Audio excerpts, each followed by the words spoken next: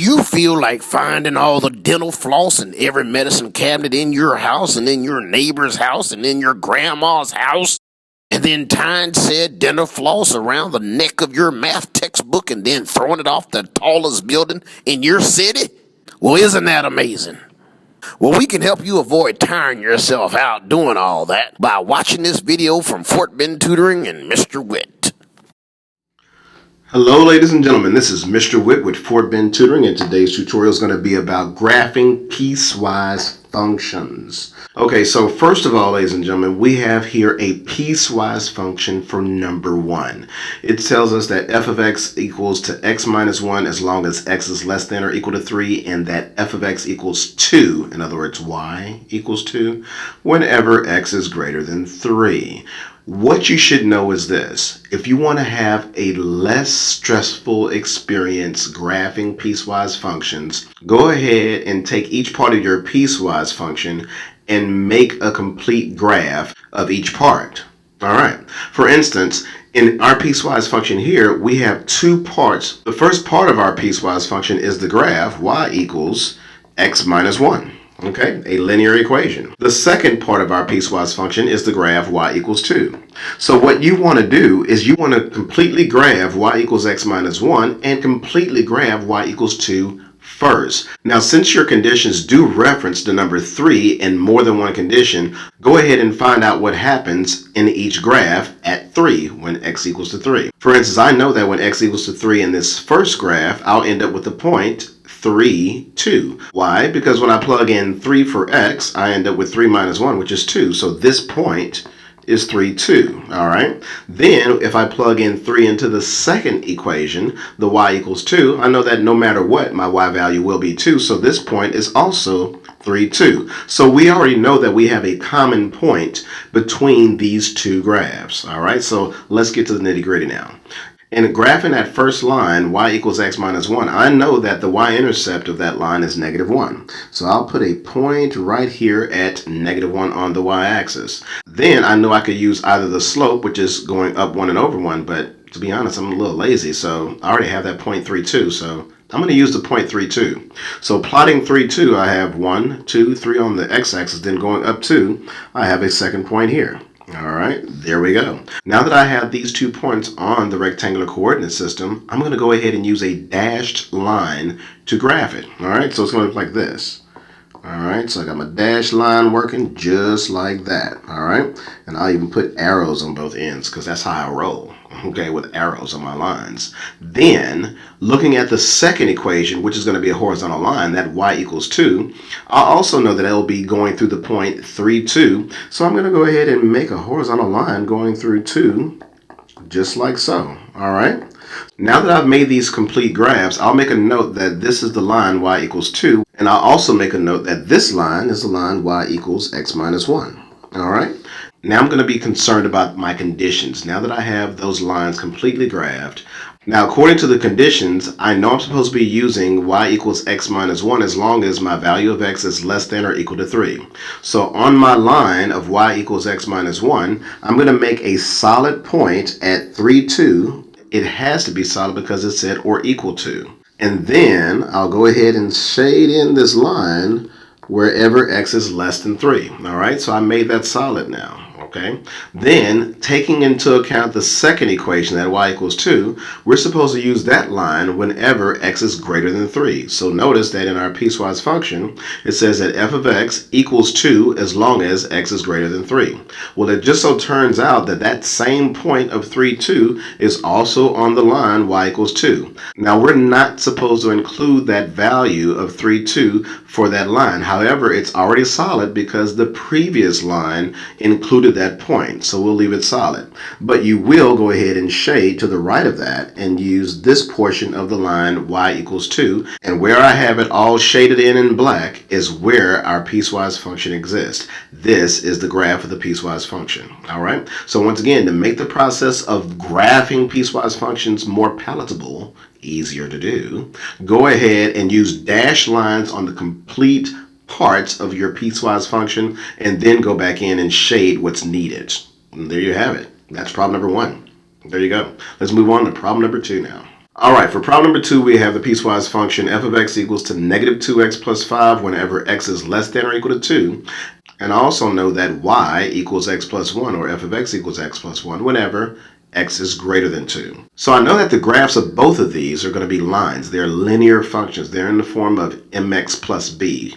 The only thing I need to know about these, outside of the fact that I'll be graphing the entire line first, is I see that they're referring to the number 2, right? So knowing that I'll be using the line y equals negative 2x plus 5, I want to find out what point this is when x equals 2. So plugging in 2 in for my variable x here, I'll have negative 2 times 2, which is negative 4, and then negative 4 plus 5 is a positive 1. So when x is 2, I end up with a positive 1. Then, in the second equation, that y equals x plus 1, the y value that I'll end up with when x equals a 2 is going to be 3 because 2 plus 1 gives me 3. So I can write that as a point 2, 3. All right, so let's go ahead and graph these lines in their entirety. Remember, we're going to be using dashed lines to graph these equations. All right, so I know that my y-intercept in that first graph is going to be positive 5. All right, and I know I also have a point of 2, 1. So at 2, I'm at 1. All right, so there you go. So I can go ahead and connect the dots on that, and I'm using a dashed line to graph this linear equation, just like that. All right. From there, I'm going to go ahead and graph this second equation, that y equals x plus 1. So with y equals x plus 1, I have a y-intercept of 1. And I also know that this line will be going through the point 2, 3. So I go to 2, then 3, and I'm at a point right here. And I'll go ahead and graph this line using dashed lines. Remember, use a dashed line until we get to the conditions. So I'm going to go ahead and make a note that this equation right here was the y equals negative 2x plus 5. And I'll make a note that this line over here going up to the right is the line y equals x plus 1. All right, so now that I have my lines completely graphed here, I'm going to go back and look at the conditions. The conditions state that I should use y equals negative 2x plus 5 as long as x is less than or equal to 2. That means that at 2 on my line, I need to have a solid point because it says or equal to. So I go to the point where x equals to 2, all right, on that line, y equals negative 2x plus 5, which is right here. And I'm going to need to represent that with a solid point, all right? So I need a solid point here at 2, 1.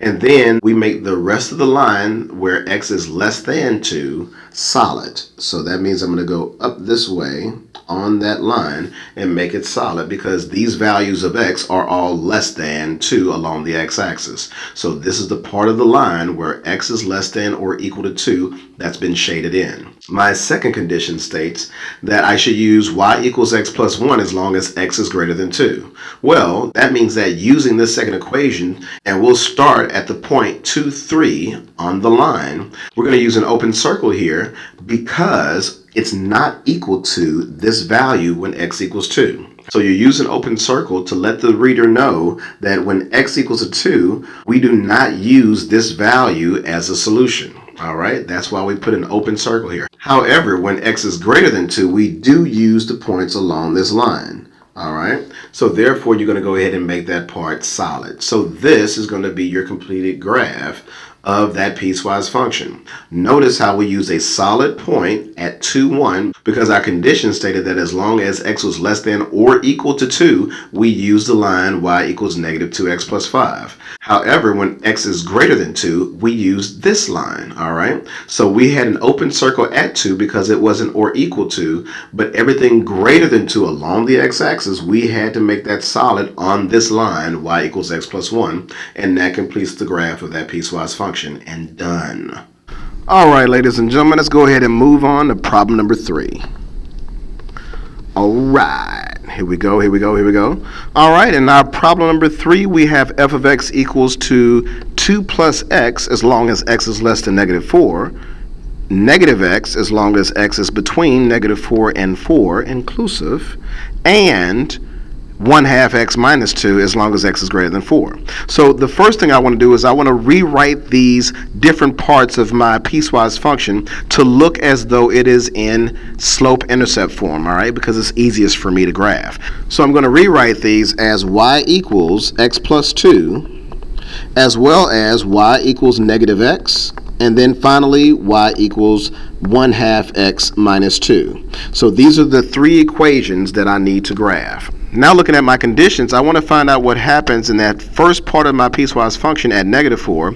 For the second part, I need to find out what happens at -4 and at +4. And finally, on that last part of the piecewise function, I want to find out what happens at +4. Let's find out what those points are, okay? So plugging in -4 into the first function, that -4 plus 2 is going to give me a -2. So I know I'll have a point at -4, -2.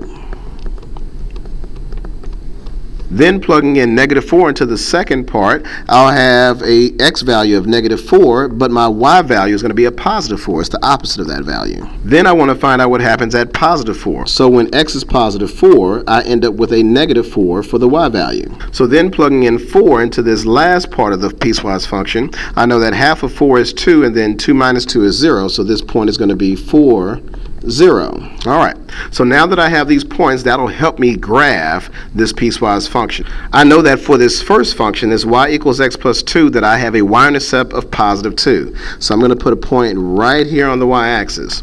Then I've already found out that at -4, I have a value of -2. So I have a point -4, then -2. So that gives me this point right here.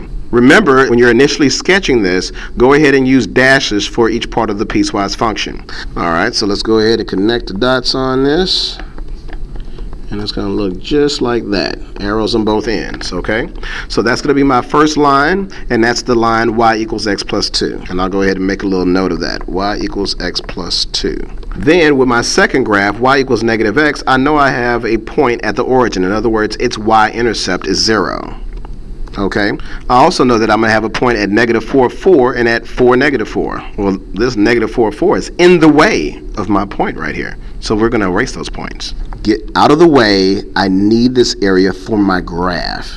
All right, looking better now. So now we can go ahead and plot the -4, 4. So I'm going to put a point right here at -4, 4. And I'm also going to be putting a point at 4, -4. So that's going to be right over here, just like that. Then let's go ahead and connect these with dashes. All right, just like that, and that's going to be that line. Finally, this last part of my function, y equals 1/2 x minus 2, I know that I'm going to have a y-intercept of -2, so I'll put a point here at -2 on the y-axis, and then I'll also use this point 4, 0 that I found. So I know that at 4, I'm at 0, and I can go ahead and connect those dots as well, like so. All right, and that's going to be that line right there. Then I'll add a note that this is the line y equals 1/2 x minus 2. All right, so I know which line that is. All right, let's look at our conditions. For our first part of the piecewise function, we know that we're using line x plus 2 whenever x is less than -4. So that means that at -4, which is this point right here, I know that I'll be using an open circle because it said less than -4. So at -4, I'll have an open circle on this line, and then I'll make the rest of this line solid. All right, that's going to be the part of the piecewise function that I need to keep, this part of the line. For the second part of my piecewise function, the condition says to use this part of the function whenever the value of x is between -4 and 4, including -4 and 4. So that means I need those points on that line to be solid. So at -4 on this line of y equals -x, I need that to be solid, and I definitely need to be solid here at +4. And everything in between, you're going to make solid. You need it. So we need that part of the line, and there we have it. So it's almost done now, right? Here on this last part, ladies and gentlemen, this last part of our piecewise function, that 1/2 x minus 2, we're going to be using this part of the function whenever x is greater than 4. So that means that with a greater than symbol, it's not including 4, so we use an open circle on that part of the function. So at this point, 4, 0, on the line y equals 1/2 x minus 2, I need an open circle there. Then I need to shade to the right of this graph, all right, because this is the part of the function that I need whenever x is greater than 4. So here is my complete graph in black of my piecewise function. Remember that for me, it makes the process easier to go ahead and graph out the entire lines first, then go back and apply the conditions afterwards. All right, so that's problem number 3. Let's move on to our next problem. In problem number 4, we have f of x equals 2x plus 3 when x is less than or equal to 0, and f of x equals to negative x squared plus 3 whenever x is greater than 0. So we know that this first part of the function is going to be a line, whereas this is a quadratic equation. It's a parabola, all right? So we'll keep that in mind when we're graphing it. So what I want to know is what's going to happen at 0 in both of these. So as I write down the equation, y equals 2x plus 3, I want to find out what happens when x equals to 0. Okay, so plugging in 0 into this function here, into the 2x plus 3, I know that my answer here will be 3. So that's a point that I'll have on that line, okay? In addition to that, I want to find out what happens with the equation y equals negative x squared plus 3. And I find that when I plug in 0 into this equation, I also get the point 0, 3. So they have that in common, all right? That's good to know. So going forward, I'm going to go ahead and graph my line y equals 2x plus 3. And we can start with our y-intercept, which is 0, 3. I have a point there. And knowing that my slope is 2 over 1, okay, I can go up 2 and then over 1, so graphing that linear equation, and then making a dashed line, all right? So we're going to graph the entire line at first and then just shade what we need next, all right? I don't know why this thing is going crooked right here. It's bothering me. I'm going ahead and fix it. I'm going to go ahead and fix that. All right, check it out. There we go, there we go, there we go. Straighter, straighter, straighter, better. See, look at that. There you go. It's better now. Now, when it comes to graphing my parabola, I know I'm going to have a vertex at 0, 3, but I want some more points, all right, to make sure that everything's lined up just right. So I'm going to start at a central point at 0, 3, and I'm going to walk it back a couple of places and walk it forward. So when I plug in 1, for instance, 1 squared is 1. The opposite of that is negative 1, and then negative 1 plus 3 gives me a value of 2. So I know that at 1 I'm at 2, and I'll also be at 2 at negative 1. Then I'm going to plug in positive 2. Plugging in positive 2, I'll have 2 squared, which is 4, and then the opposite of that is negative 4 plus 3, which is negative 1. So I'll have a point at negative 1 for each of those. So now I have some concrete points I can use to graph the parabola. So using those, I'm going to be at 0, 3, that's my vertex. I have a point at negative 1, 2. I have one at 1, 2. I also have a point at negative 2, negative 1. And I also have a point at 2, negative 1. All right, so once again, I'm going to use a dashed line to graph this, all right? And there I have that part of the graph completed now, all right? So using my conditions now, I know that whenever I use 2x plus 1, I'll make that part of the graph solid whenever x is less than or equal to 0.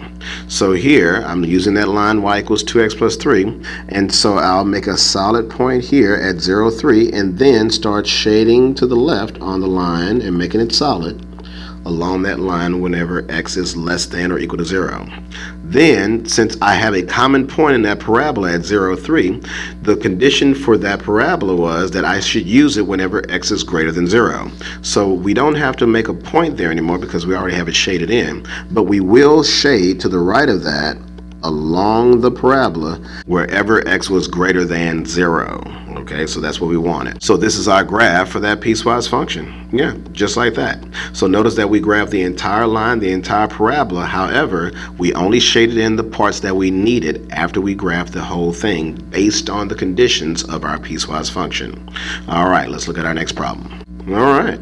Okay, so we have f of x equals x cubed plus 2 whenever x is less than or equal to 0, and we have negative x squared whenever x is greater than 0. So we want to graph these two functions on the graph here, all right? So let's see what that looks like. For starters, I know that I want to find out what happens at 0 in each of these. So if I use the first equation, which is y equals x cubed plus 2, I know that at 0, I'll end up with 2 as a result. So plugging 0 into that first part of the function, you'll end up with 2. The reason why I'm plugging in 0 is because it keeps popping up in my conditions. So I kind of want to know where that is.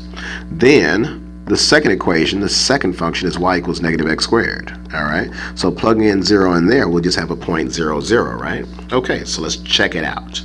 Here, ladies and gentlemen, with our first graph, that y equals x cubed plus 2, I know that the central point of a cubic function usually lies at 0, 0.